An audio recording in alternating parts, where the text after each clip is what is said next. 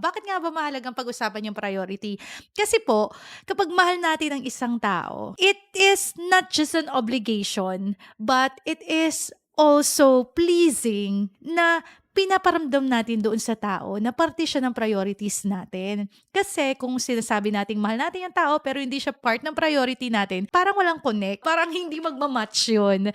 Kapag sinabi mong mahal mo yung isang tao, dapat part siya ng priorities mo kasi nga mahal mo siya, 'di ba? Like for example, no mga oras na nililigawan ka o kaya ikaw naliligaw ka, babae man o lalaki, naliligaw ka, 'di ba, sa relationship, kahit na gaano kahirap sa schedule, kahit na ang layo-layo niya, talagang mamamasahe ka, sasakay ka ng tricycle, magbabas ka, minsan nga magpi-plane ka pa, para lang puntahan siya kasi mahal mo, 'di ba? And I know you can relate to that kapag mahal mo yung isang tao, parang feeling mo kaya mong gawin lahat. And the fact is, nagiging priority siya automatically kasi mahal mo siya.